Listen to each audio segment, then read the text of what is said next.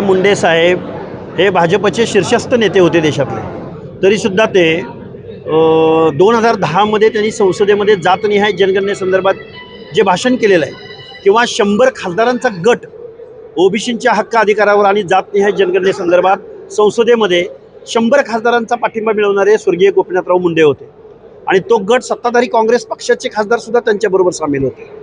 त्यामुळं दिल्लीमध्ये ओबीसींची जातनिहाय जनगणना झाली पाहिजे या प्रश्नासंदर्भात गोपीनाथराव मुंडे साहेबांनी रान उठवलेलं होतं। पण आज रोजी महाराष्ट्राचं दुर्दैव असं आहे की महाराष्ट्रामध्ये ओबीसीचे प्रश्न डावलले जात असताना ओबीसींना बेदखल केले जात असताना आज गोपीनाथराव मुंडे साहेबांच्या तडफेनं आज या महाराष्ट्रामध्ये कोणी बोलताना दिसून येत नाही, हे दुर्दैव आहे। हे रसायन असं होतं, एका बाजूला तुम्ही आरक्षणाच्या प्रश्नावर बोलताय म्हणून विनायकराव मेटेसारखा आपल्या मराठवाड्यातला नेता, त्यांनासुद्धा जवळ घेणारे माननीय गोपीनाथराव मुंडे साहेबच होते।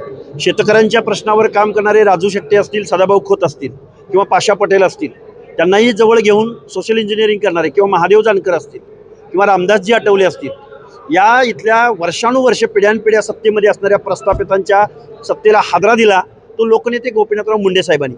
म्हणून मुंडे साहेबांचा जेवढा वकूब होता, जेवढा या महाराष्ट्राच्या जनमानसावर छाप होती, म्हणजे एका बाजूला उदयनराजे महाराज आणि दुसऱ्या बाजूला ऊसतोड मजूर करणारा मजूर, हे जे काही कामगारापासून ते महाराष्ट्राच्या छत्रपती शिवरायांच्या वंशजापर्यंत सगळ्यावर छाप असणारं नेतृत्व होतं ते म्हणजे गोपीनाथराव मुंडे साहेब। त्यामुळे आज रोजी मुंडे साहेब जर हयात असले तर मला वाटतं महाराष्ट्र जे गेल्या 2-3 वर्षामध्ये जे द्वेषानं वेगवेगळ्या जात समूहांना वेगळ्या कुत्सित भावनेनं जे बघतंय एकमेकाकडं, ती परिस्थिती महाराष्ट्रावर ओढवली नसते। लोकनेते गोपीनाथराव मुंडे साहेबांच्या आजच्या महाराष्ट्रात नसण्यानं खऱ्या अर्थानं महाराष्ट्रामधली जी आज सामाजिक दरी निर्माण झालेली आहे, ही दरी आणि तिच्यावरती जालिम औषध जर कुणाकडं होतं ते स्वर्गीय लोकनेते गोपीनाथ मुंडे साहेबांकडं होतं। आज त्यांच्या नसण्यानं ओबीसीमधले अनेक नेते तर पोरके झालेलेच आहेत, पण ओबीसी समाजसुद्धा पोरका झालेला आहे।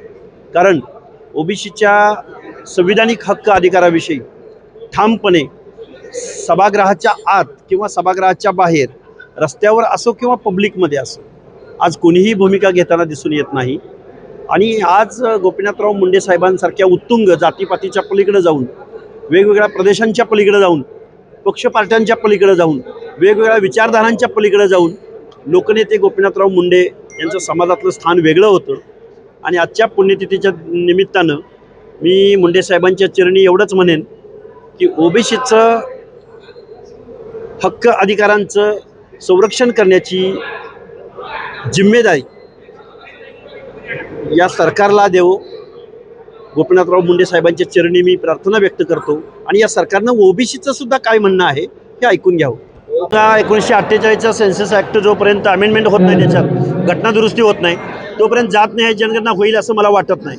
मुंडे साहेबांचं स्वप्न हे स्वप्नच राहिलं आहे आणि या व्यवस्थेमधल्या ओबीसींना न्याय आजही मिळालेला नाही।